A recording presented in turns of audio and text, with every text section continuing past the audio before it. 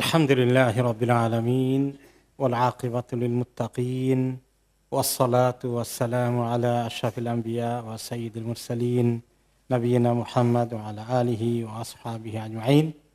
আলহামদুলিল্লাহ, সিরাতে পাকের এই আজকের পর্বে আমরা যেটা আলোচনা করব সেটা হচ্ছে হিজরাতুল মুসলিমিন আস-সানিয়া ইলাল হাবাশা, মুসলমানদের দ্বিতীয় হিজরত আবিসিনিয়ার দিকে।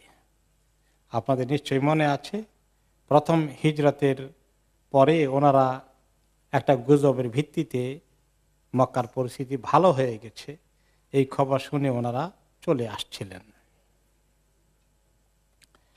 কিন্তু কিছুদিন পরেই তারা আবার খবর পেলেন, বা যখনই ওনারা পৌঁছে গেলেন মক্কায়, তখন দেখতে পেলেন যে মক্কার পরিস্থিতি আগের তুলনায় আরো উত্তপ্ত।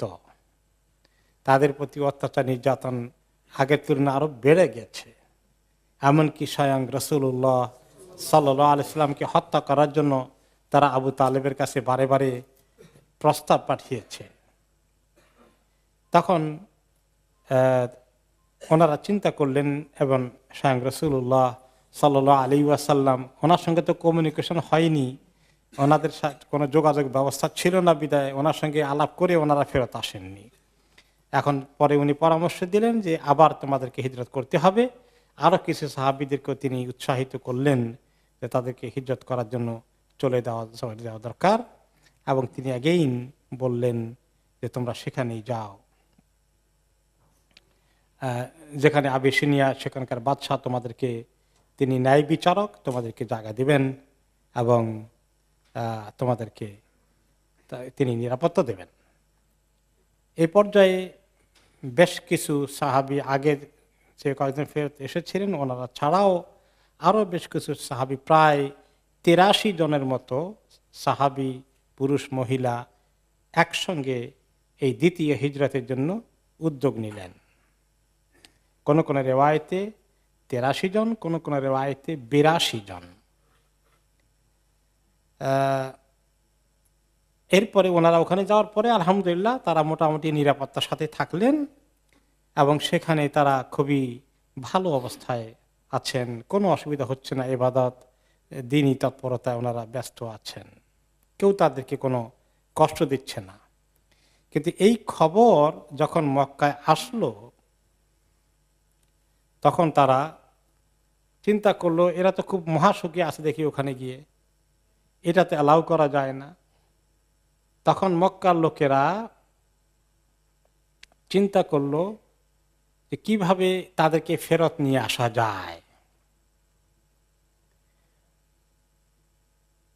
এই সময়ে ওনারা কত সুখে ছিলেন সেই বর্ণনাটা দিয়েছেন উম্মে সালামা রাদিয়াল্লাহু আনহা। উনি ওনার স্বামী সহকারে সেখানে হিজরত করেন, পরে এক পর্যায়ে ওনার স্বামীর ইন্তিকাল হয়ে যায়, এরপরে তিনি পরে মদিনায় চলে আসেন। স্বামীর ইন্তিকাল হয় না, তিনি পরে মদিনায় চলে এসেছেন পারিবারিকভাবে। অবশ্যই মদিনায় যখন ওনার স্বামীর ইন্তিকাল হয়ে যায় অনেক পরের কথা, পরে অবশ্য নবী করিম সাল্লাল্লাহু আলাইহি সাল্লাম ওনাকে শাদী করেন, সেই ঘটনা পরে হয়। তো উম্মে সালামা রাদিয়াল্লাহু আনহা তিনি বর্ণনা করেছেন ওনাদের দিনটা সেখানে কেমন গেল, কেমন ছিল ওনাদের হিজরতের সময়গুলো আবিসিনিয়াতে। তিনি বললেন যে আমিন্না আলা দিনে না, আমরা খাইরে যার, নাজ্জাশী একজন ভালো, একজন আমাদেরকে জায়গা দেওয়ার মতো মানুষ ছিলেন, তিনি দিলেন। আমরা একদম সুন্দর মতো আমাদের ইবাদত করতে থাকলাম, কেউ আমাদেরকে কষ্ট দিল না, কেউ আমাদেরকে কোনো কটু কথা বলেনি। কিন্তু আমরা খবর পেলাম যে মক্কার কোরাইশগণ এই অবস্থায় তারা আরেকটা ষড়যন্ত্র করে তাদের মধ্য থেকে 2 জন লোককে আমাদেরকে ফেরত নেওয়ার জন্য পাঠিয়ে দিল, নাজ্জাশীকে কনভিন্স করে কিভাবে নেওয়া যায়। এবং 2 জন লোকই খুব শক্তিশালী এবং অত্যন্ত যোগ্যতা সম্পন্ন, এবং তার মধ্যে একজন ছিলেন আমর ইবনুল আস রাদিয়াল্লাহু আনহু, আরেকজন ছিল আবু রাবিয়া অথবা আব্দুল্লাহ ইবনে আবি রাবিয়া আল মাখজুমি। এই 2 জনের মধ্যে আমর ইবনুল আসের সঙ্গে আগেই নাজ্জাশীর একটু পরিচয় ছিল, উনি আসছিলেন, দেখা সাক্ষাৎ হয়েছে। এই 2 জনকে তারা ঠিক করলো পাঠাবে ওনার কাছে। এখন পাঠানোর আগে মক্কার কোরাইশ যখন পরামর্শ করলো যে একটা কাজ করি, ভালো কিছু হাদিয়া উপঢৌকন উপহার নাজ্জাশীর জন্য পাঠিয়ে দেই, যেগুলো সে পছন্দ করে। এইরকম দুইজনকে আমরা এইরকম জিনিস দিয়ে এই দুজনকে পাঠাই, তারা যেন ভালো করে হাদিয়া তাদিয়া দিয়ে একটু দৃষ্টি আকর্ষণ করে কনভিন্স করে এদেরকে ফেরত নিয়ে আসতে পারে। কি হাদিয়া দেওয়া যায়? মক্কার জিনিসদের মধ্যে মক্কার ভালো জিনিস পাওয়া যেত তখন, সেটা হলো চামড়া জাতীয় জিনিস, গরু ছাগলের বা বিশেষ করে ভেড়া এবং ছাগলের চামড়াগুলোকে দাবাকাত করে শুকিয়ে সুন্দর করে প্রসেস করে এইটা মোটামুটি মক্কা লোকেরা ভালো করত। বাইরে থেকে যারা আসতো আবিসিনী এলাকা থেকে এইটা নিয়ে যেত, এবং তারা কেমনে টের পেয়েছে যে নাজ্জাশী এই জিনিসটা খুব পছন্দ করে। ভালো কোয়ালিটি সম্পন্ন বেশ কিছু চামড়া জাত জিনিস তার জন্য তারা জোগাড় করলো। এমনকি তার সভাসদ এবং তার জেনারেল আর্মি কমান্ডার যারা আছে, এরকম নাম করা কয়েকজন ভিআইপি যারা তাকে হেল্প করে, তাকে অ্যাডভাইস করে, যাদের কথায় নাজ্জাশী ডিসিশন নেন, তাদেরকেও মোটামুটি ভালো পরিমাণ হাদিয়া দেওয়ার ব্যবস্থা তারা করে নিয়ে গেল। এরপরে তারা ভালো করে বুঝাই দিল যে শোনো, আগে বাদশার সঙ্গে দেখা করার আগে তাদের যে জেনারেলগুলো আছে, তার যে ক্যাবিনেট মেম্বার আছে, তোমরা ইন্ডিভিজুয়ালি প্রত্যেকের ঘরে ঘরে তাদের সঙ্গে আগে দেখা করবা এবং তাদেরকে প্রচুর পরিমাণ হাদিয়া দিয়ে দিবা। দিয়ে তাদেরকে বলবে তোমরা কোন খবর, যে আমাদের এলাকার আমাদের দেশের কিছু বিপথগামী যুবক, মেজরিটি যুবক ছিলেন, কিছু অবশ্য আর একটু মাঝ বয়সী ছিলেন, তো যে এরা একটু মিসগাইডেড, বিপদগামী হয়ে গেছে, বাপ দাদার ধর্ম ছেড়ে দিয়ে উল্টাপাল্টা কি একটা ধরেছে। আবার যেমন তারা আমাদের দিনেও নাই, আপনার দিনেও ঢুকে নাই, নতুন আরেক জিনিস এক বেদাত আবিষ্কার করেছে। এরকম করে ভালো করে তো তাদেরকে বলো, এবং তাদেরকে বলবা যখন তোমরা গিয়ে নাজ্জাশীর কাছে তোমাদের ফর্মাল আপিল করবা, ওই সময় যেন তারা সঙ্গে সঙ্গে জেনারেল বলে বসে যে ঠিকই বলেছে, ওদেরকে ডেকে ওদের কথা শোনার কোনো সুযোগ নাজ্জাশীকে দিও না, তাহলে উল্টে যাবে সব। বি কেয়ারফুল, তোমরা যখনই কথা বলবা বাদশাকে যেন তারা কনভিন্স করে যে বাদশা ওদের কথা শোনা দরকার নেই, আপনি ডিসিশন দিয়ে দেন, ওদেরকে এখন জোর করে পাঠিয়ে দেব। এরকম একটা অর্ডার তারা দেওয়ার জন্য বাদশাকে সবাই যেন উদ্বুদ্ধ করে। এরপরে তারা আসলো, সবাই জেনারেলদেরকে শেষ করে দিয়ে এরপরে তারা বাদশার সঙ্গে অ্যাপয়েন্টমেন্ট হলো। এখন সেখানে তারা হাজির হলো। সেখানে গিয়ে তারা বলল, ইন্নাহু সাবা ইলা বালাদিল মালিক। তারা বলল যে আপনার বাদশার সঙ্গে দেখা হয়ে গেল। এসে বলল যে দেখেন বাদশাহ, আমাদের কিছু যুবকরা এসেছে যারা বিপদগামী এবং মিসগাইডেড, আমাদের বাপ দাদার ধর্ম এগুলো ছেড়ে দিয়ে তাদেরকে তারা গালমন্দ করে, এবং এমন একটা দিনের মধ্যে ঢুকেছে যে দিনটা আপনার দিনও নয়। সাবা ইলা বালাদিকা মিন্না গোলমান সুফাহা, এরা একেবারে কতগুলো নির্বুদ্ধিমান মিসগাইডেড ইয়ং ম্যান এখানে আসছে। ফারাকুদ্দিন কাউমিহিম, নিজেদের জাতির দিনকে তারা পরিত্যাগ করেছে। ওয়ালামিয়াত খুলুফি দিনিক, অথচ আপনার দিনের মধ্যেও ঢুকে নাই। আপনার দিনে ঢুকলে তো আমাদের কোনো আপত্তি ছিল না। ওয়াজাউ বিদিন মুবতাদা, একটা বেদাতি মার্কার দিন নিয়ে আসছে। লা নারিফু নাহনু ওয়ালা আনতা, এই দিনকে আপনিও চিনেন না, আমরাও চিনি না। ওয়াকাদ বাআসনা ইলাইকা ফীহিম আশরাফু কওমিহিম, এই আমাদের মক্কার যারা মুরব্বী, প্রভাবশালী, সম্মানিত ব্যক্তি, এবং এদের অনেকেই আত্মীয় স্বজনও আছে মুরব্বীরা, তারা সবাই পাঠিয়েছে যে আমরা যেন এদেরকে বুঝিয়ে শুনিয়ে আপনার কাছ থেকে ফেরত নিয়ে যাই, এদেরকে আমরা একটা সঠিক লাইনে নিয়ে আসতে পারি। মেহেরবানি করে আপনি তাদেরকে একটু ফেরত দিয়ে দেন, যাতে করে মক্কার আমাদের মুরব্বীরা অত্যন্ত খুশি হবে আপনার প্রতি এই কাজটা করলে। খুব সুন্দর করে কায়দা করে প্রেজেন্ট করলো। ওকে,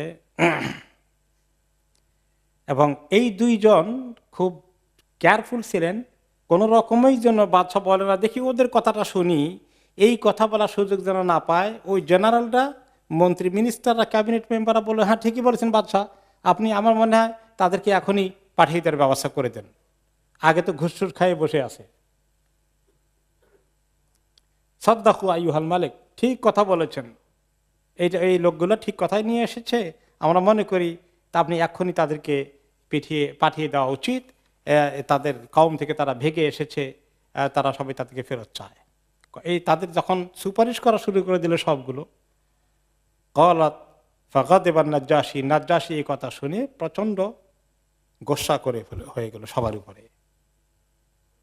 কল হাইমুল্লাহ ইযান লা উসলিমুহুম ইলাইহিমা ওয়ালা উকাদু কওমান জাওয়ারুনি ওয়া নাযালু বিলাদি। আল্লাহর কসম, কখনো আমি তাদেরকে সরাসরি তাদের হাতে অর্পণ করে দেব না। আমি তারা আমার এখানে আশ্রয় নিয়েছে, আমার দেশে আমাকে তারা একটা আশ্রয়দাতা হিসেবে এখানে তারা জায়গা নিয়েছে, অন্য কোনো জায়গায় না গিয়ে আমার এখানে এসেছে। তারা জানে এখানে তাদের একটা বিচার মানে সম্মান হবে এবং এখানে নিরাপত্তা হবে। আমি তাদের কথা শুনতে হবে অবশ্যই। তাদের কথা শোনার পরে আমি যদি দেখি যে তারা ক্রিমিনাল, অন্যায় কিছু করে বসেছে, তাহলে আমি সিদ্ধান্ত নেব। আর আমি যদি মনে করি তারা মাজলুম, তাদেরকে তারা একটা অন্যায় একটা ষড়যন্ত্র করে আমার কাছে নিয়ে দিতে চাচ্ছে, আমি কিভাবে তাদেরকে ফেরত দেবে? এই অন্যায় অবিচার তো আমি করতে পারি না। নবী করিম সাল্লাল্লাহু আলাইহি ওয়াসাল্লাম যখন হিজরতের জন্য তাদেরকে আসতে বলেছেন, তিনি বলে দিয়েছেন ওই দেশে যাও, সেই দেশের রুলার, শাসকটা ন্যায় বিচারক। তিনি জানতেন যে এই লোকটা ন্যায় বিচারক, এই জন্য তিনি এমন কোন দেশে যেতে বলেননি যেখানে গেলে তাকে ডিপোর্টেশন করে দিবে, আবার এরকম দেশে পাঠাতে যেতে বলেননি। ওকে, তারপরে বলে যে হ্যাঁ যদি তারা, আমি দেখি যে উল্টাপাল্টা, অবশ্যই ফেরত দেবো। আর আমি যদি দেখি তারা ঠিকঠাক মানুষ, খামাখা তাদেরকে অন্য কোনো দুরভিসন্ধিমূলক বিষয়ে নিয়ে যেতে চাচ্ছে, আমি তাদেরকে ছেড়ে দেব না। আমি তাদেরকে যথাযথ সম্মানের সাথে, নিরাপত্তার সাথে থাকার ব্যবস্থা করতে বাধ্য হব। এখন নাজ্জাশী পাঠালেন যে তাদেরকে ডেকে নিয়ে আসো, তারা এসে আমাকে বলুক তাদের ব্যাপারটা কি। যখন তাদের কাছে খবর আসলো, সাহাবায়ে কেরাম যে কয়জন হিজরত করে এসেছেন সবাই মিলে বসে পরামর্শ করলেন কি করা যায়, কথা কে বলবে আর কি কথা বলবো আমরা, এটা তো বড় বিপদের খবর আছে। এখানে যদি বাদশার কাছে আমাদের কথাবার্তা কিছু ব্যস্কম হয়ে যায়, কিছু উল্টাপাল্টা হয়ে যায়, আমরা কনভিন্স না করতে পারি, তাহলে তো খবরটা ভালো না। আর কনভিন্স করতে পারলে আলহামদুলিল্লাহ আমাদের জন্য নিরাপত্তার ব্যবস্থা হয়ে যাবে। অনেক পরামর্শ করার পরে ওনারা সবাই পরামর্শ করে একমত হলেন কোন লাইনে কথা বলবেন। ক্বালু নাকুলু ওয়াল্লাহি মা আলিমনা ওয়া মা আমারানা বিহি নাবিয়ুনা সাল্লাল্লাহু আলাইহি ওয়াসাল্লাম। ওই কথাই বলবো যে হককে আমরা জানতে পেরেছি। নবী মুহাম্মদ সাল্লাল্লাহু আলাইহি ওয়াসাল্লাম যে হক খবর আমাদেরকে দিয়েছেন, আমরা কোনো হক সত্য জিনিসকে গোপন করব না, জান বাঁচানোর জন্য এদিক সেদিক করে কিছু বলবো না। কাইনান ফি যালিকা মা হুয়া কাইন, আল্লাহর উপরে ভরসা, যা কিসমতে আছে হবে। আমরা হক থেকে, সত্য কথা থেকে একটু হেরফের করব না। ঈমানের বল দেখেন, আল্লাহর উপরে তাওয়াক্কুল দেখেন, হকের উপরে মজবুতি দেখেন। ফালাম্মা জাউহু, যখন এখানে আসা হলো, নাজ্জাশী বললেন যে এই শোনো, তোমরা যারা আমার রিলিজিয়াস স্কলার্স আছো, আলেম ওলামা আছো খ্রিস্ট ধর্মের, তোমাদের কিতাবপত্র সব নিয়ে আসো, কিতাব খুলে বসো। তারা যা কিছু বলে ঠিক বলে না উল্টো পাল্টা কিছু বলে, সেটা তোমরা আমাকে দৃষ্টি আকর্ষণ করবা। এরপরে তিনি জিজ্ঞেস করলেন যে এই কি নিয়ে তোমরা এখানে এসেছ, কোন দিন গ্রহণ করেছ যে দিনের কারণে তোমাদের বাপ দাদার দিনকে তোমরা বর্জন করে ফেললে এবং আমার দিনের মধ্যেও ঢুকনি, আর কোনো পৃথিবীর অন্য কোনো জাতির দিন মধ্যেও ঢুকনি তোমরা। আফ্রিকাতে বহু রকমের পৌত্তলিকতা ধর্ম আছে, সেটাও কোনোটা না। ইহুদি ধর্ম আছে, বৌদ্ধ ধর্ম আছে, কোনোটা না। নতুন কোন জিনিসে ঢুকেছে তোমরা বলো দেখি। জাফর ইবনে আবি তালিব রাদিয়াল্লাহু আনহু, তিনি আলী রাদিয়াল্লাহু আনহুর ভাই, নবী করিম সাল্লাল্লাহু আলাইহি সাল্লামের কাজিন, চাচাতো ভাই, এবং অনেক আগেই তিনি ইসলাম কবুল করেছেন। খুব জ্ঞানী গুণী মানুষ, বিচক্ষণ মানুষ, বুদ্ধিমান মানুষ। নবী করিম সাল্লাল্লাহু আলাইহি সাল্লাম ওনাকেই লিডারশিপ দিয়েছেন। যদি ওনার জামাতা ওসমান রাদিয়াল্লাহু আনহু ছিলেন, ওনার মেয়ে রুকাইয়া রাদিয়াল্লাহু আনহা ছিলেন এই সফরের মধ্যে, এই 82-83 জনের মধ্যে। কিন্তু জাফর ইবনে আবি তালেব ছিলেন একদিক থেকে আবু তালেবের সন্তান। নাজ্জাশী জানে সাগরের ওই পারে যে বড় লিডার মক্কায়, তার নাম কি? আবু তালেব, আবু তালেবের ছেলে। কাজেই এটা এদিক থেকে তার ব্যাকগ্রাউন্ড নাজ্জাশীর কাছে গ্রহণযোগ্য আছে। সেজন্য ওনাকে কথা বলার জন্য সাহাবা একরাম ঠিক করে দিলেন। তিনি সুন্দর করে প্রেজেন্ট করলেন। তিনি বললেন কি, আইয়ুহাল মালিক, যে বাদশাহ, কুন্না কাওমান আহলা জাহিলিয়াতিন না'বুদুল আসনাম, আমরা এমন জাহিলি সমাজের অন্তর্ভুক্ত ছিলাম। আমাদের মক্কা সমাজটা একটা জাহিলি সমাজ ছিল। আমরা মূর্তিগুলোর ইবাদত করেছি। ওয়া নাকুলুল মাইতা, আর আমরা এই যে সুন্দর করে জবাই করতে হয় তাও জানতাম না।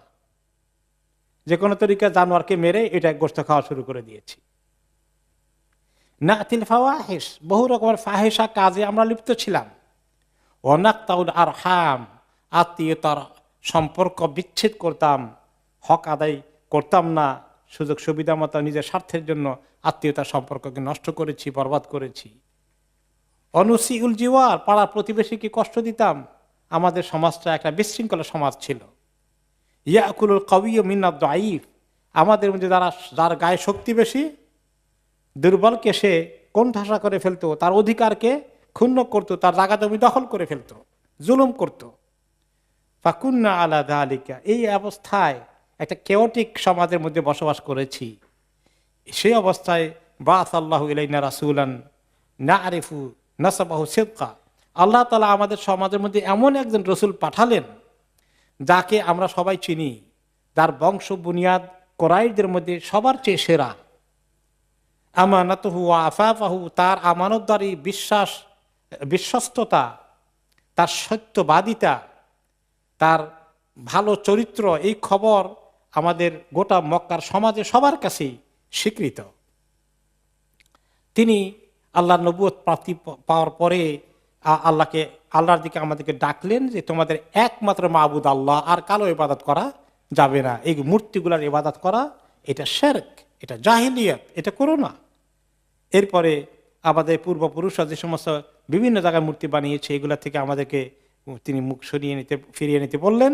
সত্য কথা বলতে আমাদেরকে তিনি উৎসাহ দিলেন, যে কোনো অবস্থায় হক কথা, সত্য কথা বলতে, আমানতদারি রক্ষা করতে, আমানতকে সঠিক মতো ফেরত দিতে, আত্মীয় স্বজনের সঙ্গে সুসম্পর্ক স্থাপন করতে, সম্পর্ক না কাটতে, প্রতিবেশীর সঙ্গে ভালো ব্যবহার করতে, এবং হারাম, অন্যায়, অপকর্ম, জুলুম, রক্তপাত, এগুলো থেকে তিনি আমাদেরকে বিরত থাকতে বলেছেন। ফাহেসা কাজ থেকে বিরত থাকতে বলেছেন, মিথ্যা কথা থেকে বিরত থাকতে বলেছেন। এতিমের সম্পত্তি ভক্ষণ করা যাবে না, এবং একজন নিরপরাধ মানুষকে খামাকা অন্যায় দিয়ে অন্যায়ের দোষী করা যাবে না। এইভাবে করে তিনি আমাদেরকে শিরক থেকে মুক্ত হয়ে তাওহীদের ইবাদত করতে বললেন, নামাজ পড়তে বললেন, যাকাত দিতে বললেন, রোজা রাখতে বললেন। এই সমস্ত কথাগুলো তিনি আমাদেরকে বলেছেন। এই হলো আমাদের দিন। এরপরে তিনি অনেকগুলো ইসলামের বিভিন্ন সুন্দর, এখানে মুক্তাসরভাবে এসেছে, উম্মে সালামা রাদিয়াল্লাহু আনহা বলেন, তিনি ইসলামের বিভিন্ন দিকগুলো সুন্দর করে তুলে ধরলেন। Very nice presentation.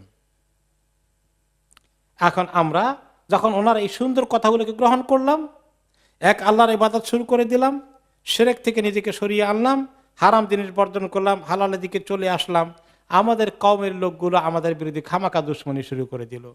আমরা তাদের কোনো ক্ষতি করিনি। আমাদের দিন থেকে আমাদেরকে সরিয়ে নেওয়ার জন্য সকল রকমের অত্যাচার, নির্যাতনের স্টিপ রোলার চালিয়ে দিল। আমরা যেন আবার শিরকের দিকে চলে যাই, আর যেটা আল্লাহ হালাল করেছেন সেটাকে হারাম করি, যেটা আল্লাহ হারাম করেছেন সেটাকে হালাল করে ফেলি, উল্টা পাল্টা। এই না করার কারণে জুলুম, অত্যাচার, নির্যাতন শুরু করে দিল। শেষ পর্যন্ত আমরা দিনকে পালন করার জন্য, আত্মরক্ষার জন্যে, নিরাপত্তার জন্যে আপনার কাছে এসেছি।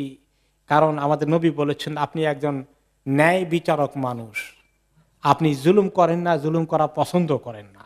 সুন্দর করে ওনার দৃষ্টি আকর্ষণের জন্য প্রেজেন্টেশন দিলেন। নাজ্জাশী এবার বললেন, একটু করাশিব নিয়ে আসেন। নাজ্জাশী এবার বললেন যে তোমাদের কাছে যে এত সুন্দর কথা আছে, বা এই এতক্ষণ যা কিছু বললা, এগুলো তোমার মুখের কথা। তোমার কাছে কোনো দলিল প্রমাণ আছে যেগুলো নবী মুহাম্মদ তোমাদের কাছে নিয়ে এসেছেন বলে দাবি করেন? এগুলোর কিছু আমাকে দলিল প্রমাণ দেখাও, কিছু দেখি। দলিল প্রমাণ দেখার কথা বলা হলে তখন জাফর ইবনে আবি তালিব রাদিয়াল্লাহু আনহু তিনি কি করলেন, একদম তাদের জন্য যেটা অ্যাপ্রোপ্রিয়েট সূরা মারিয়ামের তেলাওয়াত করা শুরু করে দিলেন। সূরা মারিয়ামে কি আছে বলেন তো? ঈসা আলাইহিস সালামের কথা, মারিয়াম আলাইহিস সালামের কথা। এই সুন্দর কথাগুলো যখন বললেন, তেলাওয়াত করে শোনালেন, এটা পরিস্থিতিকে পাল্টে দিল। বিরাট একটা সুন্দর পরিবেশ তৈরি হয়ে গেল। সূরা মারিয়াম তো হলো সূরা তাহার আম্বিয়ার পরে নাকি? হ্যাঁ, সূরা কাহাফের পরেই, সূরা কাহাফের পরে হলো মারিয়াম। হ্যাঁ, তখন তিনি প্রথমে তো সূরা কাফ হা ইয়া আইন সাদের মধ্যে জাকারিয়া আলাইহিস সালামের কথা আছে, ইয়াহইয়া আলাইহিস সালামের কথা আছে। যেতে যেতে উনি অনেকক্ষণ তেলাওয়াত করলেন। তারপরে এক্স্যাক্টলি মারিয়াম আলাইহিস সালামের কথা যখন আসলো, আর ঈসা আলাইহিস সালামের কথা, আউযু বিল্লাহি মিনাশ শাইতানির রাজীম ওয়াযকুর ফিল কিতাবি মারইয়াম ইয তাবাদাত মিন আহলিহা মাকানান শারকিয়্যা। এই কিতাবের মধ্যে স্মরণ করেন মরিয়মের কথা, যখন তিনি তার লোকজন থেকে একটু চলে গেলেন, আলাদা হয়ে পূর্ব দিকের জায়গায় নিয়ে গেলেন, অর্থাৎ ইবাদত করার জন্য। পূর্ব দিকে মেহরাবের ওখানে নিজের জন্য ঘর বানিয়ে নিলেন, এখানে থেকে থেকে ইবাদত করেন। ফাত্তাখাযাত মিন দুনিহিম হিজাবান ফারসালনা ইলাইহা রূহানা ফাতামাসসালা লাহা বাশারান সাওয়্যা। জনমানুষ থেকে নিজেকে হিজাবের মধ্যে নিয়ে আসলেন, কারণ তিনি আস্তে আস্তে বড় হচ্ছেন। অতঃপর যখন তিনি এক পর্যায়ে পরিপূর্ণতা লাভ করেছেন, ওই সময়ে তার কাছে আমি পাঠালাম আমার রূহ, অর্থাৎ ফেরেশতা জিবরাইল আলাইহিস সালামকে পাঠালাম। তিনি তাঁর কাছে হাজির হয়ে গেলেন বাশারান সাওয়্যা, একজন পূর্ণ বয়স্ক সুস্থ মানুষের রূপ ধরে, পুরুষের রূপ ধরে। ক্বালাত ইন্নী আউযু বিররহমানি মিনকা ইন কুনতা তাকিয়্যা। এই পুরুষটা হঠাৎ করে নিজের রুমে দেখে মারিয়াম আলাইহিস সালাম চমকে উঠলেন, আর কি বললেন যে তুমি যদি আল্লাহকে ভয় করো, তাহলে আমি আল্লাহ রহমান আল্লাহর কাছে পানা চাই তোমার কোন ধরনের অন্যায় আচরণ থেকে। ক্বালা ইন্নামা আনা রাসূলু রাব্বিকি লিআহাবা লাকি গুলামান যাকিয়্যা। তিনি বললেন, মারিয়াম আলাইহিস সালাম, যে জিবরিল আলাইহিস সালাম ওনাকে বললেন, মারিয়াম আলাইহিস সালামকে, আমি তো তোমার রবের রাসূল। রাসূল তো মানুষ হয়, রাসূল ফেরেশতাও হন। কারণ রাসূল ফেরেশতা মানুষের মধ্যে যেমন হয়, নবী হিসাবে ফেরেশতারা এই নবুয়ত নিয়ে আসেন না, আল্লাহর কাছ থেকে মেসেজ নিয়ে আসেন পৌঁছে দেওয়ার জন্য। এই জন্য ওনাকে ও রাসূল বলা হয়, জিবরাইল আলাইহিস সালামকে। আমি সুসংবাদ দিতে এসেছি যে তোমার জন্য, তোমাকে দান করছেন আল্লাহ তাআলা একটি সুন্দর ছেলে তোমাকে দেবেন, পবিত্র ছেলেকে দেবেন, পাক পবিত্রতার আখলাক হবে। ক্বালাত আন্না ইয়াকুনু লি গুলামুন ওয়া লাম ইয়ামসাসনি বাশারুন ওয়া লাম আকু বাগিয়্যা। তখন মারিয়াম বললেন, কিভাবে আমার সন্তান হবে, ছেলে হবে? কোনো পুরুষ তো আমাকে কখনো স্পর্শ করেনি, আর আমি তো অন্যায় অপকর্ম করার মতো কোনো মহিলা নই, আমি তো এইরকম অন্যায় কোনো কাজ করিনি। ক্বালা কাযালিকি ক্বালা রাব্বুকি হুয়া আলাইয়া হায়্যিন। এভাবে আপনার রব করে দিবেন, তিনি বলেছেন পুরুষের স্পর্শ ছাড়াই সন্তান আসার ব্যবস্থা করা আল্লাহ তাআলার জন্য অতি সহজ। আল্লাহ বলেছেন আমার জন্য ইজি। ওয়ালিনাজআলাহু আয়াতাল লিন্নাসি ওয়া রাহমাতাম মিন্না। কেন আল্লাহ এটা করবেন? মানুষকে আল্লাহ চিহ্ন দেখাতে চান যে আল্লাহ তাআলা করতে পারেন পিতা ছাড়াও সন্তান আসতে পারে, কোন পুরুষের ছাড়াই মহিলার পার থেকে একলাই সন্তান চলে আসতে পারে। এটা মানুষ জানুক যে আল্লাহর কত ক্ষমতা আছে। ওয়া রাহমাতাম মিন্না, আর এটা আমার রহমত তোমার প্রতি, এমন এক নেক সন্তান তোমাকে দিচ্ছি যে নবী হবে না একদিন, তোমার জন্য রহমত। ওয়া কানা আমরাম মাকদিয়া, এখন জিবরাইল আলাইহিস সালাম বললেন এইটা নয়, এই তোমাকে অপশন দেওয়া হচ্ছে, তুমি কি অপশন গ্রহণ করবা না আল্লাহ তাআলার কাছে অ্যাপোলজি দিয়ে দিবা, থাক আল্লাহ আমাকে এই মুসিবতে ফেলে দিয়েন না, এরকম করার কোনো অপশন আছে কিনা। তিনি সেটা বলে দিলেন, ওয়া কানা আমরাম মাকদিয়া, আল্লাহ তাআলা এটা ফয়সালা করে ফেলেছেন মারিয়াম, তোমাকে মানতে হবে। সুবহানাল্লাহ, তোমার জন্য কোনো অপশন নাই। ফাহামালাতহু ফান্তাবাদাত বিহি মাকানান কাসিয়া, এখন ওই অবস্থাতেই জিবরিল আলাইহিস সালাম ফু দিলেন, আর তিনি সন্তান প্রসব, ওনার পেটে কনসিভ করা হয়ে গেল, গর্ভধারণ করে ফেললেন। আর এক পর্যায়ে যখন সন্তান প্রসবের সময় হয়ে গেল, তিনি এবার সবার থেকে আস্তে করে এখন নিজেকে হাইড করছেন, দূরে করছেন। এখন মসজিদ থেকে তিনি সন্তান প্রসবের টাইম হয়ে আসছে, বের হয়ে গেলেন। ফাজাআহাল মাখাদু ইলা জিদঈন নাখলা, সন্তান প্রসবের বেদনা যখন উঠল, তখন তিনি বেরিয়ে এসে তার এই কোঠা থেকে তিনি একটি গাছের গোড়ায়, খেজুর গাছের গোড়ায় হেলান দিয়ে সেখানে বসছেন। যে আর এই সময় ওনার এই সময়টা চলে আসলো, সন্তান দুনিয়াতে চলে আসলেন। সন্তান যখন ডেলিভারি হয়ে গেল, ক্বালাত ইয়া লাইতানি মিততু ক্বাবলা হাযা ওয়া কুনতু নাসিয়াম মানসিয়া, তিনি তখন কিভাবে মানুষকে মুখ দেখাবেন, কিভাবে মানুষকে বিশ্বাস করাবেন যে তিনি কোনো খারাপ মহিলা নন, এটা আল্লাহ তাআলার আজীব কুদরতে মুজিজা, আল্লাহ তাআলা তাকে দান করেছেন। মানুষ কি বিশ্বাস করবে? তিনি এখন খুব দুশ্চিন্তায় পড়ে গেলেন, হায় রে আল্লাহ, আমি যদি এর আগেই আমার ইন্তেকাল হয়ে যেত, আমি এই মুখ দেখানোর এই অভিশাপ থেকে আমি বেঁচে যেতাম, কেমনে মুখ দেখাবো, কিভাবে ব্যাখ্যা করব।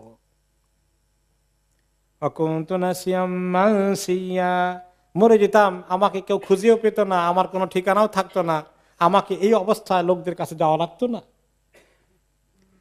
فناداها من تحتها ألا تحزني وقد جعل ربك تحتك سريا, পায়ের নিচের থেকে আওয়াজ আসলো, ফেরেশতা বলছেন যে তুমি দুশ্চিন্তা করো না মারিয়াম, তোমার রব তোমার জন্যে, তোমার এই তাহতাকে সারিয়া, তোমার জন্যে তোমার নিচে সুন্দর ব্যবস্থা করেছেন, এখানে পানি পাওয়া যাবে, এখানে তোমার জন্য রেস্টের ব্যবস্থা আছে। وهزي إليك بجذع النخلة تساقط عليك رطبا جنيا, তুমি এই গাছের গোড়াটাকে ধরে, খেজুর গাছের গোড়াকে ধরে একটু নাড়া দাও, তাহলে তোমার উপরে পাকা টসটসে খেজুর পড়বে, এগুলা খুব ভালো তোমার জন্য, এগুলা খাও। এই প্রসব বেদনার পরে অথবা সন্তান প্রসবের পরে প্রসূতিকে মাকে যদি খেজুর খেতে দেওয়া হয়, এটা তার জন্য সবচেয়ে বেশি এনার্জি নিয়ে আসে, সবচেয়ে বেশি ভালো। এবং সন্তান মুখকেও তাহনিক করানো খেজুর দিয়ে, এটা প্রমাণিত। আরব দেশে আমি রিসার্চ পড়েছি যে এটা এত উপকার, প্রসূতির যে পরিমাণ রক্ত তার শরীর থেকে চলে যায়, দুর্বল হয়ে যান, খেজুর খাওয়ানোটা তার জন্য এইটা পূরণ করতে অনেক বেশি সহায়ক। ওর সঙ্গে তুলনা করার মতো আর কোনো খাবার নেই। তো পানি আছে, খেজুর আছে, মারিয়াম ফাকুলি ওয়াশরাবি ওয়াকাররি আইনা, তুমি খেজুর খাও, পানি পান করো, আর সন্তানের দিকে তাকিয়ে তুমি দেখো কি সুন্দর ফুটফুটে সন্তান, তোমার চক্ষু শীতল হয়ে যাবে। তার দুশ্চিন্তা দূর করে দিচ্ছে। ফাইম্মা তারাইন্না মিনাল বাশারি আহাদান ফাকুলি ইন্নী নাযারতু লিররহমান সাওমান ফালান উকাল্লিমাল ইয়াওমা ইনসিয়া। কোনো মানুষ যখন যদি দেখো কেউ এসে গেছে কোনো মানুষ, তাহলে তাদেরকে বলো আমি আজকে রোজা রেখেছি, কোনো মানুষের সঙ্গে কথা বলতে পারবো না। ওই সমাজে ওই নবীদের নবুয়তের সময় কেউ রোজা রাখলে কথা বলা নিষেধ, কথা বললে রোজা ভেঙে যায়। বলে তো আমি নফল রোজা রাখছি, কথা বলবো না, খাইতে বলছে যে আবার। এখন কোন কোন সময় সাওম বলতে পুরো দিনের রোজা, আবার কোন সময় সাওম বলতে কথা না বলা, এটাও সাওমের একটা অংশ হতে পারে, এদিকেও ইঙ্গিত করা হয়েছে। যাই হোক, তো বুদ্ধি শিখিয়ে দিলেন যে কথা বলবে না। কথা না বললে কি আনসার শেষ হয়ে যাবে? মানুষ তো জিজ্ঞাসা করবে কি করা যায়। ফাআতাত বিহি কওমাহা তাহমিলু, এরপরে শেষ পর্যন্ত উনি তো এক পর্যায়ে বাচ্চাকে নিয়ে এবার ঘরের দিকে আসছেন, বাচ্চাকে ক্যারি করে, সন্তানকে কোলে করে। ক্বালু ইয়া মারইয়াম লাকাদ জি'তি শাইআন ফারিয়া, হে মারইয়াম তুমি তো খুব অন্যায় একটা জিনিস নিয়ে আসলে দেখি, এত বড় অপকর্ম তুমি করেছো, আল্লাহর ইবাদত করতে করতে ছিলে তুমি, আর সেই অবস্থায় এইরকম জঘন্য কাজ করেছো।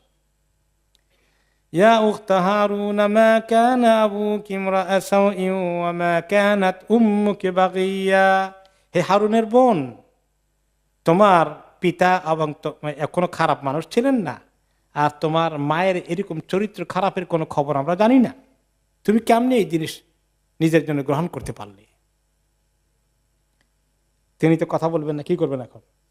ফাআশারাত ইলাইহি, সন্তানের দিকে ইশারা করলে তার সাথে কথা বলো, সন্তানের সাথে কথা বলো। আল্লাহর হুকুমে যে তোমাকে কথা বলতে গেলে তুমি কথা বলবো না, আমি রোজা রাখছি, ইশারা করবা তার মানে রোজা রাখছি, কথা বলা যাবে না, তার মানে সন্তানের সঙ্গে কথা বলো।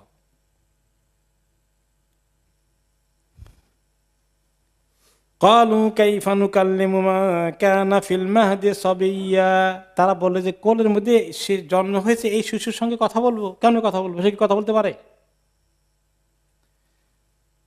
ক্বালা ইন্নী আবদুল্লাহি আতানিয়াল কিতাবা ওয়া জাআলানি নাবিয়্যা, তিনি বললেন আমি আব্দুল্লাহ, আল্লাহর বান্দা। কে বলছেন? ঈসা আলাইহিস সালাম বেবি বলছেন আমি আল্লাহর বান্দা, আমাকে আল্লাহ কিতাব দিয়েছেন, মানে কিতাব দেবেন।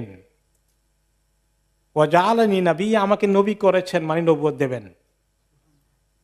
এই অ্যাডভান্স আল্লাহ তাআলা ওনাকে জানিয়ে দিয়েছেন, ওনাকে কথা বলার জন্য জবান ফুটিয়ে দিয়েছেন। ওয়া জাআলানি মুবারাকান আইনামা কুনতু ওয়া আওসানি বিস-সালাতি ওয়াজ-যাকাতি মা দুমতু হাইয়্যা, আর আমাকে আল্লাহ তাআলা বরকতময় করেছেন, পাক পবিত্রতা দিয়েছেন, যেখানেই আমি থাকি বরকত দিয়ে ভর্তি করে দেবেন আল্লাহ। আমাকে ওসিয়ত করেছেন, নির্দেশ দিয়েছেন নামাজ পড়তে, যাকাতের কথা আদায় করতে।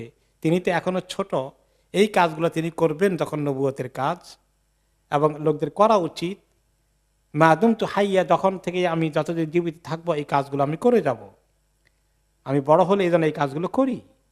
আবাররাম বিওয়ালিদাতি ওয়া লাম ইয়াজআলনি জাব্বারান শাকিয়্যা, এবং আমাকে আমার মায়ের প্রতি অত্যন্ত ভালো ব্যবহার করতে, সম্মান করতে আল্লাহ তাআলা আমাকে বানিয়েছেন, আমি মায়ের সঙ্গে যেন কোনো ধরনের দুর্ব্যবহার না করি। আর আল্লাহ তাআলা আমাকে এইরকম জাব্বার প্রভাব প্রতিপত্তি দেখানোর জন্যে, শাকিয়া এবং দুষ্ট প্রকৃতির মানুষকে কষ্ট দেওয়ার মতো কাজ করার জন্য আল্লাহ আমাকে বানাননি, ভালো কাজের জন্য আমাকে সৃষ্টি করেছেন। যালিকা ঈসা ইবনু মারইয়াম, এই আয়াত তিনি তেলাওয়াত করে শোনাচ্ছেন নাজ্জাশীকে। এই আয়াতে এখন কনক্লুশন হচ্ছে যালিকা ঈসা ইবনু মারইয়াম, ইনি হচ্ছেন ঈসা মারিয়ামের সন্তান। নাজ্জাশী আর তার যারা আছে তারা সব শুনছে। কাওলাল হাক্কিল্লাযী ফীহি ইয়ামতারুন, এই হক কথা যে বিষয় তারা খামাখা শোভা সন্দেহ করছে, বিভিন্ন বিষয়ে ইখতিলাফ করছে। মা কানা লিল্লাহি আন ইয়াত্তাখিযা মিন ওয়ালাদিন সুবহানাহু, আল্লাহর জন্য কখনো সম্ভব নয় যে তিনি কোনো সন্তান গ্রহণ করবেন, তিনি কত পবিত্র। ইযা কাদা আমরান ফাইন্নামা ইয়াকুলু লাহু কুন ফায়াকুন, যখন কোনো কাজের তিনি ফয়সালা করেন তিনি বলে দেন কুন, হয়ে যাও, তখন কাজটি সঙ্গে সঙ্গে হয়ে যায়। ঈসা আলাইহিস সালাম পিতা ছাড়া জন্ম হবে, কুন ফায়াকুন, তিনি হয়ে গেছেন। যখন এই তেলাওয়াত করা শেষ হলো, জাফর ইবনে আবি তালিব রাদিয়াল্লাহু তেলাওয়াত করলেন, ফাবাকা ওয়াল্লাহিন নাজ্জাশী, উম্মে সালমা রাদিয়াল্লাহু আনহা বলে, তেলাওয়াত শুন, মনোযোগ দিয়ে শুনেন নাজ্জাশী, আর আমরা দেখতে পাচ্ছি তিনি কাঁদছেন, নাজ্জাশী কাঁদছেন। হাত্তা ইখদাল্লা লিহিয়াতাহু, তার দাড়ি একদম অশ্রুসিক্ত হয়ে গেল, দাড়ি ভিজে গেল তার কান্নার কারণে। ওবাকাত আসাকিফাতুহু, এমনকি তার সঙ্গে যারা ওই তাদের স্কলারদেরকে নিয়ে আসছিলেন, ওলামাদেরকে নিয়ে আসছিলেন, তাদের চোখেও পানি, তাদেরও দাড়ি ভিজে গেছে। এমনকি তাদের দাঁড়িতে ভিজছে ভিজছে না, দাঁড়ি থেকে পড়ে তাদের যে কিতাব খুলে রাখছিল, কিতাবও ভিজে গেছে। এরকম একটা পরিবেশ তৈরি হয়ে গেল। অতঃপর নাজ্জাশী বললেন, ইন্না হাযা ওয়াল্লাযী জাআ বিহি মূসা লা ইয়াখরুজু মিন মিশকাতিন ওয়াহিদা, এই যে এতক্ষণ শুনলাম, এই জিনিস আর মূসা আলাইহিস সালাম অথবা ঈসা আলাইহিস সালাম সবাই একই লাইট থেকে নেওয়া নূর। এই নুরানি কথাগুলো একই লাইট থেকে, একই জায়গা থেকে এসেছে। ইনতালিকা, তোমরা চলে যাও হে মক্কার দুইজন যারা এসেছ। ফাওয়াল্লাহি লা উসলিমুহুম ইলাইকুম আবাদান ওয়ালা উকাদু, আমি কখনো এই লোকগুলো তোমাদের হাতে তুলে দেব না। আমি কখনো, তারা আমার উপরে যে আস্থা রেখেছে, তাদের আস্থায় আমি কখনো অনাস্থা হতে দেব না, তাদের বিশ্বাসকে আমি ভঙ্গ করব না। এরপরে দুইজন ব্যর্থ হয়ে চলে আসলেন, আমর ইবনে আস, আব্দুল্লাহ ইবনে আবি রাবিয়া, দুইজনেই। কিন্তু আমর ইবনে আস এখনো গিভ আপ করেন নাই। তিনি বললেন, আল্লাহি লা উনাব্বি আন্নাহু গাদান আইবাহুম ইনদাহু সুম্মা আস্তাসিল বিহি খাদরাআহুম। তিনি বললেন ওনার সঙ্গী যে আব্দুল্লাহ ইবনে আবি রাবিয়া, কে শোনো, আজকে তো ফেল করলাম, আমার মাথায় বুদ্ধি আরেকটা এসেছে, কালকে আবার আসবো, এমন এক ফন্দি নিয়ে আসবো, এদেরকে আর ধরে রাখতে পারবো না, দিতে বাধ্য হবে। তো আব্দুল্লাহ ইবনে আবি রাবিয়া বললেন, এই দুইটা, উনি মোটামুটি একটু নরম, আর কিন্তু আমর ইবনে আস খুব শক্ত।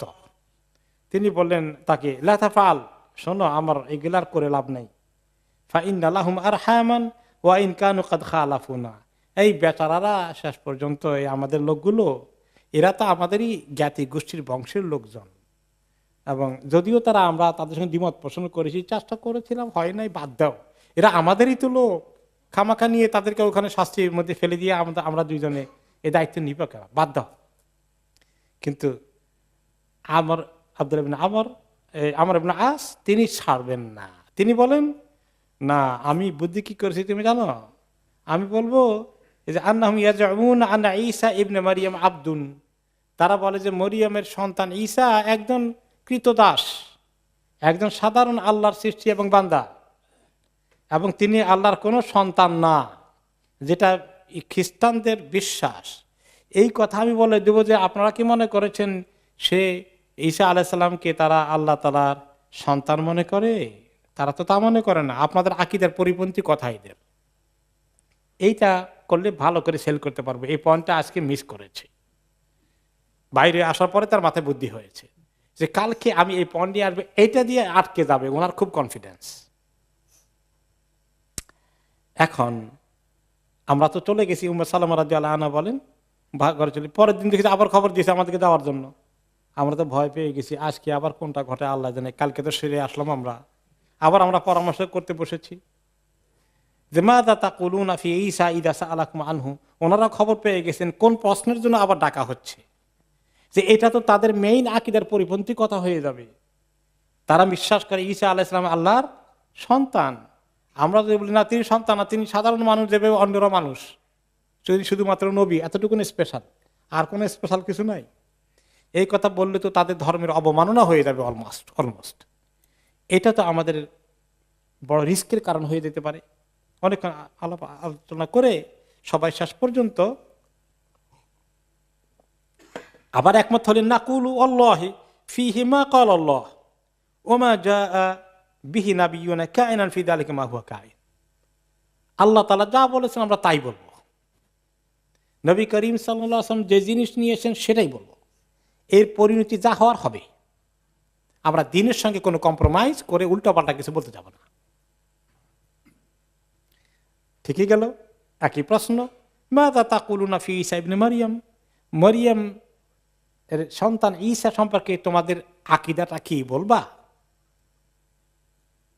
জাফর ইবনে আবি তালেব রাদিয়াল্লাহু আনহু আবার বললেন, নাকুলু ফিহি আল্লাযী জাআ বিহি নাবিয়ুনা, আমাদের নবী যে খবর দিয়েছেন আল্লাহর কাছ থেকে সহিহ খবর, সেটাই আমরা বলি, সেটাই বিশ্বাস করি। সেটা কি?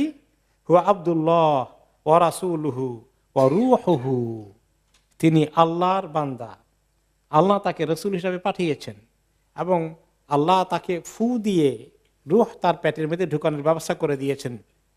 এইভাবে তিনি দুনিয়াতে এসেছেন। ও কালিমাতুন আলকাহা ইলা মারিয়াম আল আযরা, মারিয়াম, এই কুমারী মরিয়মের আযরা পেটের মধ্যে কোন বলে দেওয়ার কারণে তার জন্ম, তার এভাবে পৃথিবীতে আসার ব্যবস্থা হয়েছে।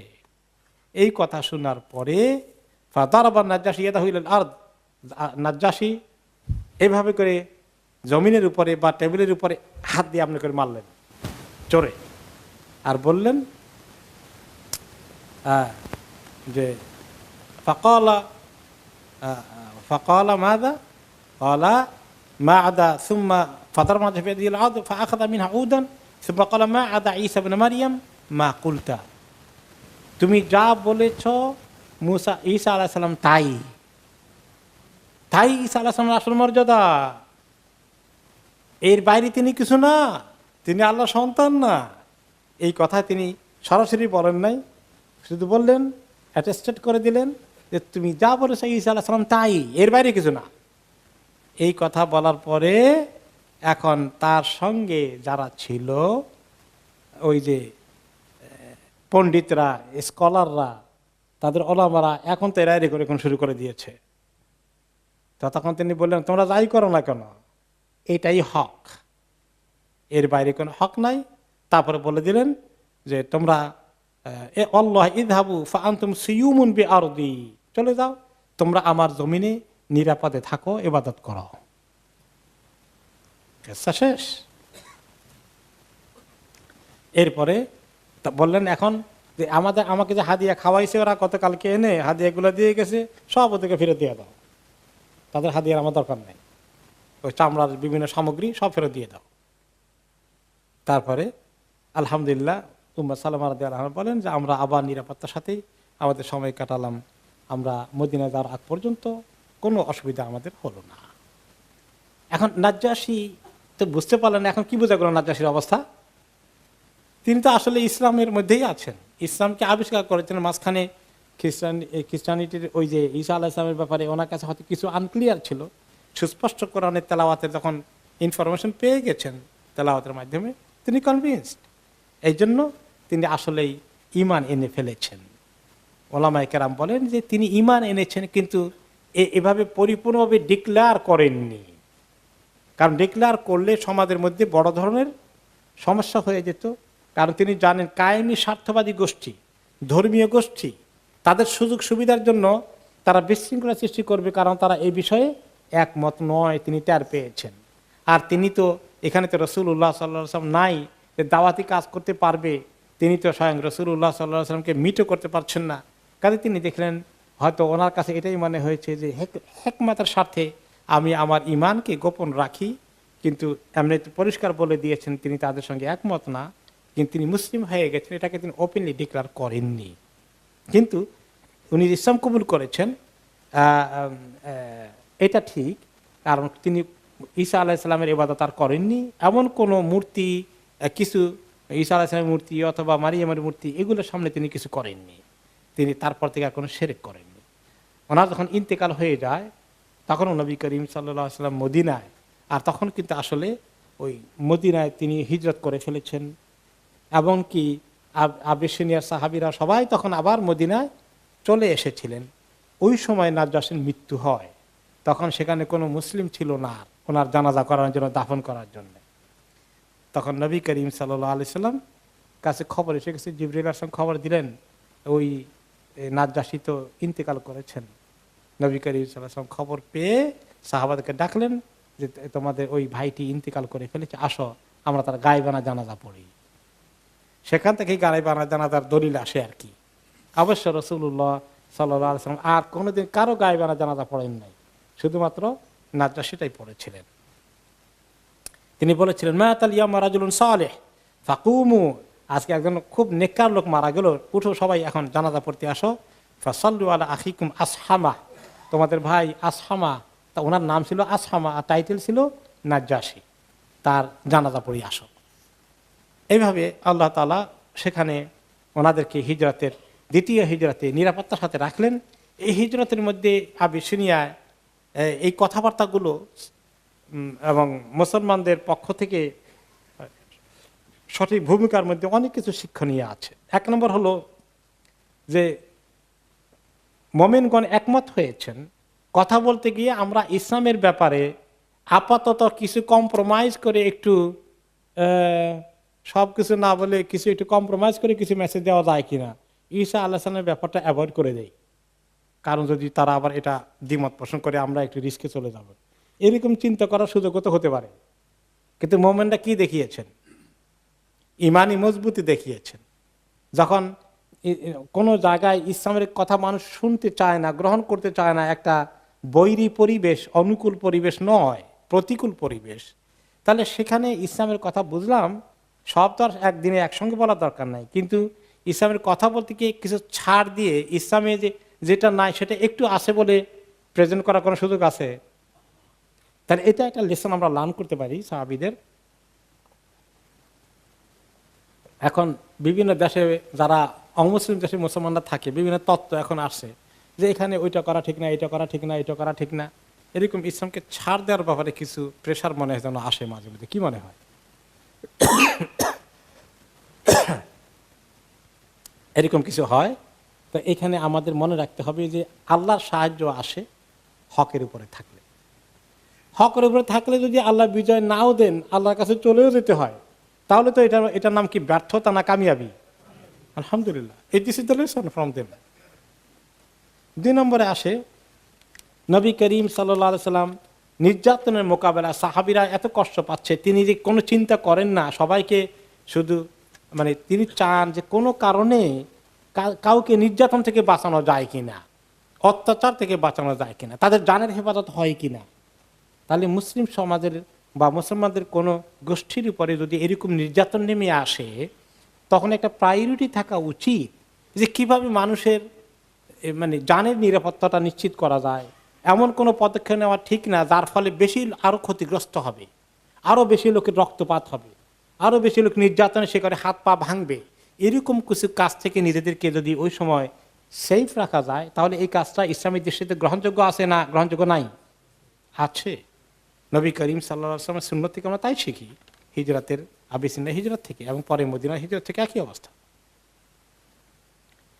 এছাড়া দেখা যায় নবী করিম সাল্লাল্লাহু আলাইহি ওয়াসাল্লাম হিজরত করার জন্য যে কোনো দিকে যাইতে বলেন নাই, তিনি একটা রাইট জায়গায় যেতে বলেছেন। যে এখন যদি এমন হয় যে এমন জায়গা এখান থেকে গেলেও নিরাপত্তার জন্য আরেক জায়গায়, সেখানে গিয়ে আরও বেশি মুসিবত, তাহলে এরকম কোনো জায়গায় আন্দাজে তিনি যেতে বলেননি। তিনি বলেছেন এমন একটি জায়গায় যেতে যেখানে নিরাপত্তা পাওয়া যায়, এটা কনফার্ম হয়েছেন, চেক করেছেন, জানা আছে, সেই ভিত্তিতে তিনি এই ডিসিশন দিয়েছেন। তাহলে এ ব্যাপারে তিনি যে সচেতন আছেন, তিনি দুনিয়ার পরিবেশ পরিস্থিতিটাকে তিনি ভালো করে বিচার বিবেচনা করে সিদ্ধান্ত নেন, এটাও একটা শিক্ষণীয় বিষয় মুসলিম উম্মাকে। যে কোনো একটা পরিবেশের সিদ্ধান্ত নিতে হলে একটু ভেবে চিনতে, ইমোশনাল ভাবাবেগ বশত নয়, ভালো করে ইনফরমেশন তথ্য জোগাড় না করেই একটা হুট করে কাজ করা ঠিক হবে না। এরপরে হলো যে কোনো সময় মানুষ যখন নিরাপত্তার প্রশ্ন চলে আসে, নিজের জীবনের নিরাপত্তা, দিনের নিরাপত্তা, তখন ওখানে থেকে যদি প্রতিরোধ করার মতো শক্তি না থাকে, তাহলে ইসলাম চায় খামাখা মানুষ যেন মৃত্যু মুখে পতিত না হয়ে নিজের জান নিয়ে কোনো জায়গায় হিজরত করে চলে যায়। তার এক্সাম্পল আমরা এখন নিতে পারি, এই যে আমাদের বাড়ির পাশে রোহিঙ্গারা, তাদের উপরে কি নির্যাতন, এখন তাদের প্রতি কিন্তু ওয়াজিব হয়ে যায় ওখানে বসে বসে নির্যাতিত না হয়ে অন্য কোনো মুসলিম দেশে বা কোনো নিরাপত্তা পাওয়া যায় এরকম কোনো জায়গায় চলে যাওয়া তাদের জন্য কিন্তু ফরজ। তো তাদের জন্য আসা ফরজ, আর আমাদের জন্য তাদেরকে জায়গা দেওয়াটা কি নফল নাকি ফরজ? আমরা জায়গা দিয়েছি, এখন তাদেরকে ওখানে পরিস্থিতি ঠিক না হওয়ার আগে যদি আবার ফেরত দেই যে আমাদের জন্য বোঝা হয়ে গেছে, তাহলে আমরা কি রাইট কাজ করব? না, তাদের নিরাপত্তা না আসা পর্যন্ত থাকতে দেওয়া উচিত। আর যদি কোনোদিন নিরাপত্তা না হয়, তাহলে তাদেরকে ওখানে যাওয়ার ঠেলে দেওয়ার কোনো রাইট আছে আমাদের ইসলামের দৃষ্টিতে? রাইট নাই, রাইট নাই। ওখানে জবাই করার জন্য যদি আবার পাঠাইতে হয়, এটা ঠিক হবে না।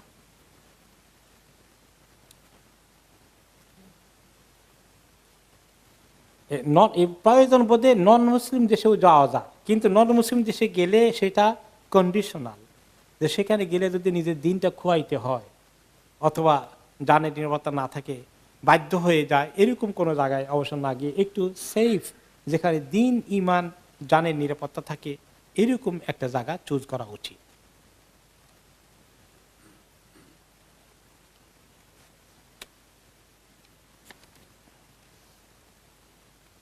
এরপরে সাহাবীদের কি সুন্দর তরিকা, ওনারা পরামর্শ করলেন কে কথা বলবেন এবং কোন কথা বলবেন, তাই না? আন্দাজে গিয়ে যদি বলে একজনে আর তিনজনে কথা বলতে চায়, উনি এক কথা আরেকজন আরেক কথা, এরকম হয় মাঝে মধ্যে।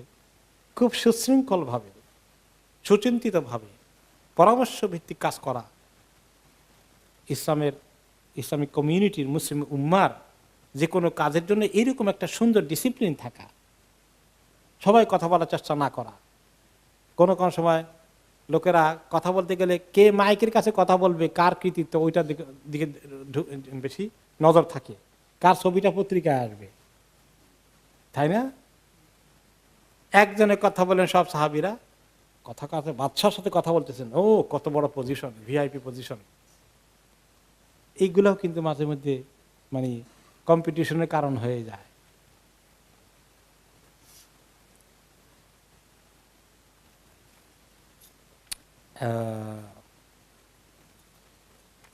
তারপরে নবী করিম সাল্লাল্লাহু আলাইহি ওয়াসাল্লাম বাছাই করলেন যাকে তাদের লিডার হিসেবে, তিনি ছিলেন জাফর ইবনে আবু তালেব রাদিয়াল্লাহু আনহু। উনি কিন্তু একজন মানের মানুষ, লিডারশিপ কোয়ালিটি, নেতৃত্বের যোগ্যতা ওনার ভালো ছিল। আর দেখতে শুনতেও যেমন বুদ্ধিমান, দেখতে শুনতেও মানানসই, পছন্দসই, মানানসই হওয়া লাগে কোনো কোনো ক্ষেত্রে, ইসলামকে রিপ্রেজেন্ট করার জন্য, মুসলিম কমিউনিটিকে রিপ্রেজেন্ট করার জন্যে। ওনাকে দেখতে কিছুটা নবী করিম সাল্লাল্লাহু আলাইহি ওয়াসাল্লামের কাছে সাদৃশ্য মনে হতো, একই গোষ্ঠী তো, চাচাতো ভাই, দেখতে শুনতে একটু চেহারা মিল আছে। তো নবী করিম সাল্লাল্লাহু আলাইহি ওয়াসাল্লাম বললেন একদিন ওনাকে, আশবাহতা খলকি ওয়া খালকি, তুমি অনেক কিছুতেই আমার মতোই তোমার গঠন প্রকৃতিও হয়েছে, আর তোমার স্বভাব, মন, মেজাজ, আচার ব্যবহারও অনেকটা তুমি আমার মতোই রপ্ত করেছ, কাছাকাছি হয়েছে। So it was a good choice, যার ফলে নাজাশির সঙ্গে যখন তিনি প্রেজেন্ট করলেন, সেখানে এত সুন্দর উপস্থাপনা হয়েছে, ভেরি সাকসেসফুল প্রেজেন্টেশন তিনি করতে পেরেছেন।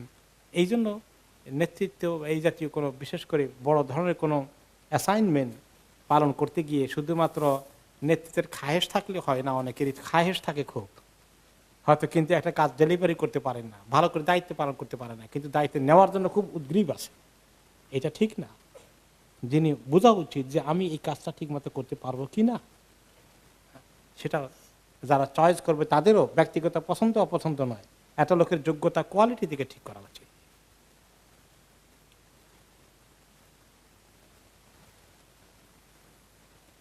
এরপরে আমরা আরো দেখি যে ইসলামের দুশ্মনী করার জন্য, মুসলমানদের ক্ষতি করার জন্য কাফেররা বহু রকমের চেষ্টা করে। তার মধ্যে একটা চেষ্টা হলো যে কিছু টাকা পয়সা দিয়া হেল্প করে অন্যদেরকে মুসলমানদের বিরুদ্ধে ব্যবহার করা যায় কিনা, এরকম চলে। তাদের মানে পার্সোনাল কাউকে গেইন করে দেওয়া, সুযোগ সুবিধা দেওয়া ইত্যাদি করে অনেক সময় ইসলামের বিরুদ্ধে ব্যবহার করে হয়ে যায়।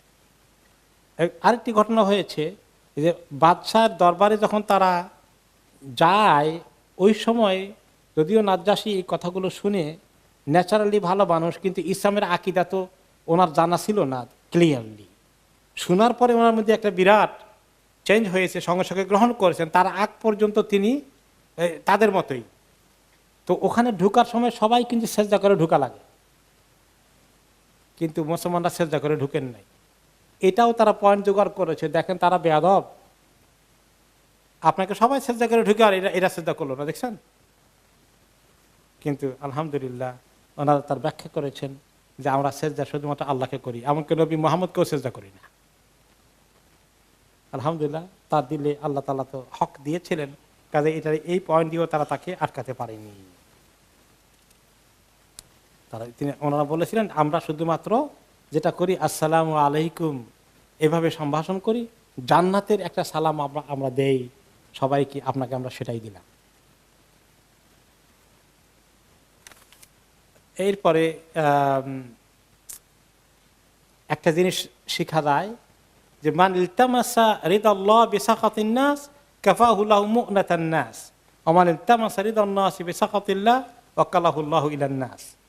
তো একটা হাদিস এই বিষয়ে যে ওনারা আল্লাহর উপর তাওয়াক্কুল করলেন, আল্লাহ যে কথা বলা পছন্দ করেন সেটা বলবেন, কিন্তু তাদের কাছে কথা বলে কোনো রকমে আজকে তাদের জীবনের নিরাপত্তা হয়ে যায় কিনা এইরকম কম্প্রোমাইজ না করে, যেই ব্যক্তি আল্লাহর সন্তুষ্টি চায়, কোন কথা বললে আল্লাহ খুশি হবেন, এতে যদি মানুষ অসন্তুষ্ট হয়ে যায় তাতে সে পরোয়া করে না, তাহলে আল্লাহ তাআলা মানুষের কাছ থেকে তার হেফাজতের দায়িত্ব গ্রহণ করবেন।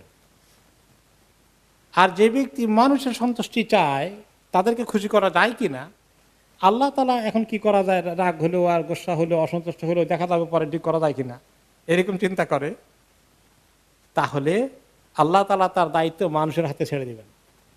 আল্লাহ তাআলা তাদেরকে সেই স্পেশাল প্রোটেকশন যেটা দেওয়ার সেটা দেবেন না।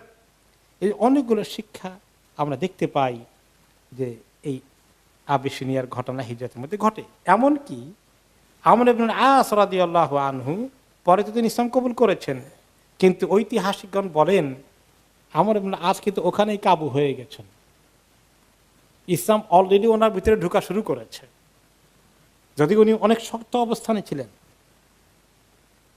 যার ফলে ওইখানে তিনি ইসলাম কবুল না করলেও ভিতরে ভিতরে ইসলাম ঢুকে গেছে। যদিও তিনি অনেক পরে মক্কা ইসলাম কবুল করেছেন, কিন্তু তিনি ওইখানে ইসলামের ব্যাপারে পরবর্তী পর্যায়ে আসলে অনেক দুর্বল হয়ে পড়েছিলেন। কাজেই অনেক সময় দেখা যায় হকের উপরে থাকলে কিভাবে জানেন, হকের মজবুতি দেখে বাতিলপন্থী অনেক সময় কিন্তু আপনার ব্যাপারে অনেক চিন্তা করে। এই লোকটা ম্যান অফ প্রিন্সিপাল, তার নীতি আছে, যদি আমি তার বিপরীত, তার সঙ্গে আমার সংঘর্ষ হচ্ছে, কিন্তু তার standard very high, is a man of principle, তার নীতিবান মানুষ, আপনার প্রতি অটোমেটিক্যালি একটা শ্রদ্ধা চলে আসে। আর যদি আপনি লোকদেরকে খুশি করার জন্য এদিক সেদিক করেন, তাহলে লোকেরা বুঝে আপনি 2 নম্বর কিছু করছেন, এর মধ্যে কোনো ফায়দা নাই। আমরা যখন নন মুসলিমদের সঙ্গে আলাপ আলোচনা করি, তো তারা আমাদেরকে বিভিন্ন প্রশ্ন করে, মহিলাদেরকে তোমরা বোরকা রাখে কেন, এটা করো কেন, সেটা করে। এখন আমরা যদি মনে করি যে না ওটা বোরকা রাখলেও চলে, না রাখলেও চলে, অসুবিধা নাই, দোনোটাই ঠিক আছে, তো এইটা করলে কি তারা খুশি হবে নাকি? আমরা যদি বলি যে না দেখো এর মধ্যে অনেক ফায়দা আছে, আর আমরা জোর করি গিয়ে আমাদের চাপিয়ে দেই, আমাদের মহিলারা আত্মসম্ভ্রম, মান ইজ্জত, লজ্জা শরম, আল্লাহকে ভয় করে তারা নিজে এটাকে গ্রহণ করে, আর এটা তাদের জন্য কল্যাণকর, এরকম কথাটা বলার মধ্যেই কিন্তু অনেক অমুসলিমরা এটাকে অ্যাপ্রিসিয়েট করে।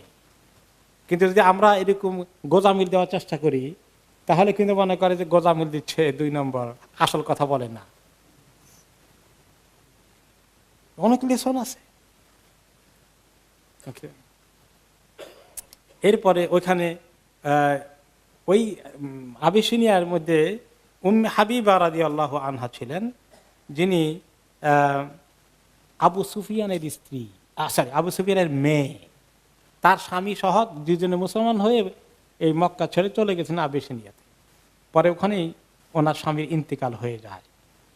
পরবর্তী পর্যায়ে নবী করিম সাল্লাল্লাহু আলাইহি সাল্লাম চিন্তা করলেন যে আবু সুফিয়ান তো মক্কার লিডার, তাকে দুর্বল করার জন্য ডিপ্লোম্যাটিক কারণে তিনি মদিনা থেকে প্রস্তাব পাঠিয়েছেন ইদ্দত পার হওয়ার পরে উম্মে হাবিবাকে বিয়ে করার জন্য, এবং নাজ্জাশী নিজে মোহর আদায় করে দিয়ে ওনার বিয়ের ব্যবস্থা করে দিয়েছেন।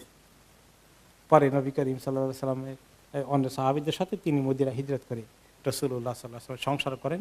এখানে আরেকটি গুণ পাওয়া যায় যে নবী করিম সাল্লাল্লাহু আলাইহি ওয়াসাল্লাম যে একাধিক বিয়ে করেছেন, ওনার বেশি বিয়ে করার খুব শখ এই কারণেই শুধু নয়, এটা ছিল বিভিন্ন কারণ। যে মক্কার কুরাইশদের আবু সুফিয়ান একজন বড় লিডার, দেখেন তার মেয়েকে বিয়ে করার মাধ্যমে তিনি আবু সুফিয়ানকে কিছুটা দুর্বল করে ফেললেন। একটা কাজও হয়েছে, পর্যায়ে আবু সুফিয়ান ইসলামের মধ্যে আসার জন্য আল্লাহ তার রাস্তাও খুলে দিয়েছে, এটাও তাকে উদ্বুদ্ধ করেছে। এভাবে করে আলহামদুলিল্লাহ আবিসিনিয়ার হিজরতটা ইসলামের ইতিহাসে অন্যতম বড় একটা ফ্যাক্টর, ইতিহাসের একটা সুন্দর ঘটনা মুসলমানদের জন্য। ওরা যদিও পরে ওখান থেকে চলে এসেছেন মদিনায়, মদিনায় যখন ইসলামের সুন্দর পরিবেশ সমাজ সৃষ্টি হয়েছে, রাসূলুল্লাহ সাল্লাল্লাহু আলাইহি ওয়াসাল্লাম মেসেজ দিয়েছেন তোমরা এখন মদিনায় চলে আসো, ওরা চলে এসেছে। এখানে আজকে আমরা এখানে থামবো। আমাদের পরবর্তী আলোচনা হবে আবিসিনিয়া থেকে ফেরত এসে ইতিমধ্যে নবী করিম সাল্লাল্লাহু আলাইহি ওয়াসাল্লাম ইসলামের কাজ থামান নাই। তারা চিন্তা করলো ওনাকে হত্যা করার জন্য ফাইনাল প্রেশার দিবে। তারা ফাইনাল প্রেশার দিল, প্রেশারে রাজি না হওয়ার কারণে তাদের সঙ্গে বয়কটের ঘোষণা আসলো। এই বয়কটের ঘোষণা দিয়ে আগামী সেই চ্যাপ্টার দিয়ে আমাদের সিরাতের আলোচনা শুরু হবে ইনশাআল্লাহ।